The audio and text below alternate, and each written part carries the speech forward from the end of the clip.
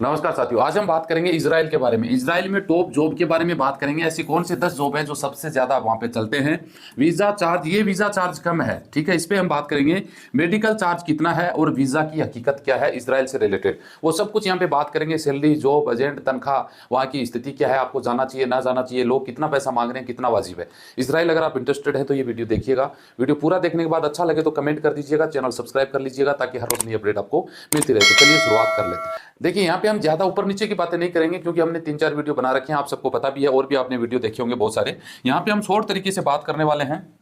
यहाँ पे हम 2-3 टॉपिक पे बात करेंगे जो मैंने बताया। यहाँ पे देखिए, देख सकते हैं most demanded profession in Israel. यहाँ पे अगर मोस्ट लोग बहुत सारे बोलते हैं कि कौन सी जॉब ऐसी है, देखिए सबसे इंपॉर्टेंट जॉब है यहाँ पे एग्रीकल्चर सेक्टर में, यानी खेती बाड़ी का काम है ना, सबसे ज्यादा यहाँ पे होता है। दूसरा होता है भैया बिल्डिंग सेक्टर में, बिल्डिंग कंस्ट्रक्शन से रिलेटेड होता है ना, 2 नंबर पे। ये जो 2 जॉब है ना, सबसे ज्यादा डिमांड है और इसी में 1 लाख इंडियन लोगों की भर्ती की जा रही है फिलहाल के टाइम में। इंडस्ट्री सेक्टर में है, फैक्ट्री से रिलेटेड। होटल वर्क में भी यहाँ पे जॉब है। एथिक क्वेश्चन, इसका मतलब होता है कि जो देसी विदेशी जो खाना बनाने का काम होता है उससे related. Caring the sick and the elderly, यानी ये होता है कि जो घर में बीमार हैं, बूढ़े हैं, बुजुर्ग हैं, उनकी सेवादार करने वाले, यानी होम केयर के आप मान सकते हैं। ये जॉब है ना, सबसे ज्यादा वहां पे ट्रेंड चल रहा है इन जॉब की। और उसके अलावा बाद में अगर बात करें तो 2023 और 2024 में और भी बहुत सारी जॉब है जो अच्छी वैकेंसीज वहां पे मिलने वाली है। अब शॉर्टेज में बात करें कि शॉर्टेज ऑक्यूपेशन इजराइल में देख सकते हैं। अकाउंटेंट की जॉब की शॉर्टेज, लोगों की जरूरत है। डॉक्टर है, डिफरेंट डिग्रीज में अलग अलग डॉक्टर है। मेड है, घर में काम करने वाले। इंजीनियर हैं अलग अलग प्रकार के। टीचर, साइंटिस्ट भी अलग अलग प्रकार के। प्रोग्रामर हैं जो टेक्नोलॉजी से रिलेटेड अलग अलग हैं। एग्रीकल्चर वर्करों की जरूरत है। सोशल वर्करों की जरूरत है। देख सकते हैं नैनी नर्स, यानी घरेलू जो देखभाल करने वाली नर्स होती है ना, वो। बिल्डर, कंस्ट्रक्शन से रिलेटेड है। फाइनेंशियल एनालिसिस से रिलेटेड है। यानी इंडिया के मान लो 20,000 वर्कर वहां पे इजराइल में काम कर रहे हैं, आपको सबको पता है। तो उसमें सबसे ज्यादा है घरेलू जॉब में, जो नैनी नर्स का टाइप का काम होता है ना, वो है। उसके बाद में है एग्रीकल्चर जॉब में। इन्हीं में सबसे ज्यादा जॉब है जो जरूरत इंडियन लोग यहाँ पे काम कर रहे हैं। और अब 1 लाख लोगों की इंडिया में भर्ती की जा रही है। वैकेंसीज स्टार्ट है, आपको सबको पता है। और यहाँ पे अगर देखा जाए तो वीजा कौन सा मिलेगा, तनख्वाह कितनी होती है, चार्जेस क्या है, वो इंपॉर्टेंट पार्ट आ जाता है। सबसे ज्यादा सवाल ये पूछा जा रहा है। अब यहाँ पे अगर बात करें तो इजराइल का वीजा लेने का प्रोसेस क्या होता है, देख सकते हैं। Visa, work visa requirement. Israel की वर्क वीजा रिक्वायरमेंट की बात करें तो सबसे पहले तो भाई साहब आपको approval form from ministry of the interior, यानी आपको मिनिस्ट्री ऑफ द इंटीरियर की जरूरत पड़ती है। यहाँ से आपको एक इजाजत लेनी पड़ती है। उसके बाद में आपका जॉब इंटरव्यू होता है जो अभी चल रहा है, आपको सबको पता है। वेरीफाइड सर्टिफिकेट गुड कंटेक्ट, यानी अगर इसको साधारण भाषा में समझे तो भाई साहब पीसीसी होता है ये, ठीक है जी। उसके बाद में certificate of medical exam profession है ना, प्रूव्ड बाय कलिक हॉस्पिटल ऑर्गेनाइज्ड बाय मिशन, यानी ये एक सबसे इंपॉर्टेंट पार्ट आ जाता है भाई साहब मेडिकल का।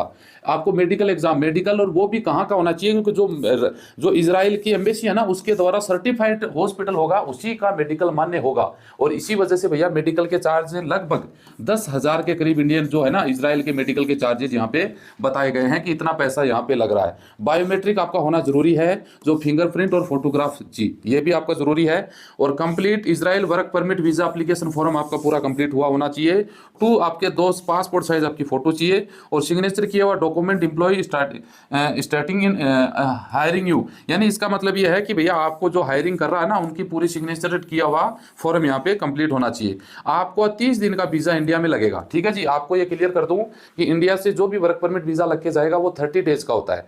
और यहाँ जैसे आप इजराइल में पहुंचोगे 30 डेज स्टार्ट हो जाएंगे और 30 दिन के अंदर आपको वीजा कन्वर्ट आपकी कंपनी करवाएगी, जो 1 साल का होगा, फिर धीरे धीरे वो एक्सटेंड होता रहता है। तो ये वीजा रिक्वायरमेंट है इजराइल से रिलेटेड। इजराइल में तनख्वाह की बात कर लेते हैं तो भाई इजराइल में तनख्वाह द बेस्ट है। आपको ये आज अभी 2 महीने पहले तक आपको ये नहीं पता था कि इजराइल में भी इतनी तनख्वाह हो सकती है क्या। यूरोप से ज्यादा तनख्वाह इजराइल में मिलती है। ये मानो कि $1,500 से लेके 3-3,500 डॉलर तक आपको तनख्वाह होती है। तो एवरेज तनख्वाह 1.5 लाख रुपए तक आराम से कमाई जा सकती है इजराइल के अंदर। अब ये बात क्लियर हो गई कि तनख्वाह इतनी मिलती है, सबको पता है। मेडिकल चार्जेस भाई साहब जो इजराइल की एम्बेसी ने फाइनल कर दिया है कि दिल्ली में यहाँ होगा, ये हॉस्पिटल है वहीं से होगा, और लगभग 10,000 रुपए आपके इसमें मेडिकल के लगते हैं। हो सकता है 1,000-1,500 कम भी हो जाए, मैं एक एवरेज बता रहा हूँ। मेरी भाई साहब एम्बेसी से कोई बात नहीं हुई कि उनसे पूछा मैंने, है ना। ये बात आपको ध्यान में रखनी है। तीसरी अगर बात करें कि भैया इसका वीजा चार्ज क्या है, तो आप रियल मानिए, मैंने फर्स्ट में थंबनेल में डाला था कि भैया ये वीजा चार्ज कम है। तो जी हाँ, ये कौन सा वीजा चार्ज कम है? 4 लाख रुपए अगर कोई ऑफिस वाला आपसे ले रहा है तो ये 4 लाख रुपए कम है, ज्यादा नहीं है। लोग इजराइल 6 से 7 लाख रुपए देके भी पहुंच चुके हैं, ये आपको ध्यान में रखने की जरूरत है। 4 लाख रुपए जो मांग रहा है जेन्युइन मांग रहा है। मैंने एक वीडियो में बताया था कि लगभग $3200-3300 आपका वीजा की फीस लगती है, जो एम्बेसी में सबमिट करनी पड़ती है कंपनी को। तो भाई साहब 3 लाख से ऊपर तो वीजा की फीस ही हो गई। फिर अदर कंपनियों के खर्चे भी होते हैं, आपको जो एजेंट है वो भी कमीशन लेता है, आपका इंटरव्यू भी करवाता है, खर्चे तो होते ही है। कोई भी काम बिना पैसे नहीं होता। आप है ना, ये सामान यहाँ से वहाँ रखोगे तो भी आपका टैक्सी का चार्ज लगेगा। कहने का मतलब एग्जाम्पल छोटा सा समझें, 4 लाख रुपए अगर आपसे कोई ऑफिस वाला मांग रहा है तो सबसे कम मांग रहा है, वो आदमी सही है, ये समझ लीजिए आप। कोई 6 लाख रुपए तक भी मेरे पास मैसेज आ रहे हैं कि सर ऑफिस वाले 6 लाख रुपए मांग रहे हैं, 4.5 5 5.5 तक के मैसेज भी आए हैं। तो ये पैसा इसलिए कम बता रहा हूँ कि भाई साहब इजराइल का सैलरी ठीक है, वो उस पर तो आप खुश नहीं होते। मैं देख रहा हूँ स्थिति 1.5 लाख मिलेगी है ना, उस पर इतनी खुशी नहीं है आपको, क्योंकि वो आपको मिल रही है, आपको पता है क्या खुशी है। ये तो 4 लाख रख रहे हैं ना, इनका बड़ा दुख होता है भाई साहब, और ये रियल भी है। लेकिन यार यूरोप के नाम से लोग 6-7 लाख रुपए देते ही हैं। माल्टा है ना, पोलैंड 6 लाख रुपए नहीं देते लोग, देते हैं ना आराम से।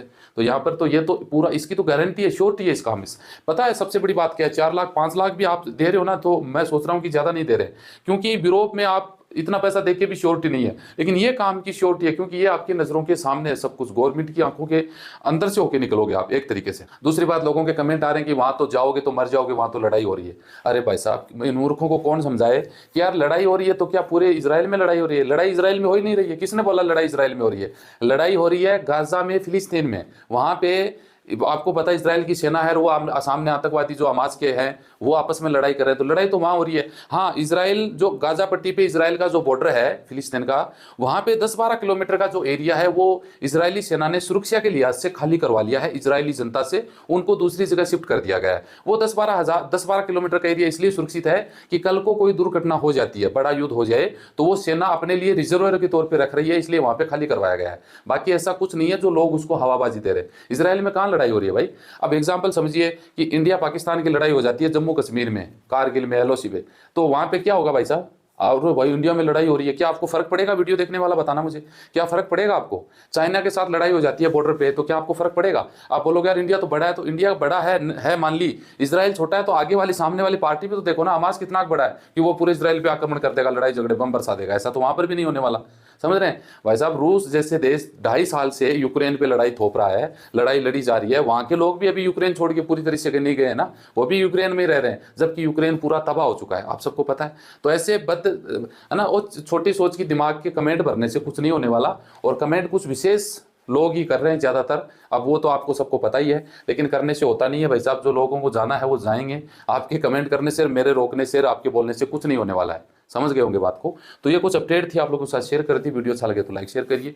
मिलते हैं नेक्स्ट वीडियो में अच्छी जानकारी के साथ। जय हिंद, जय भारत।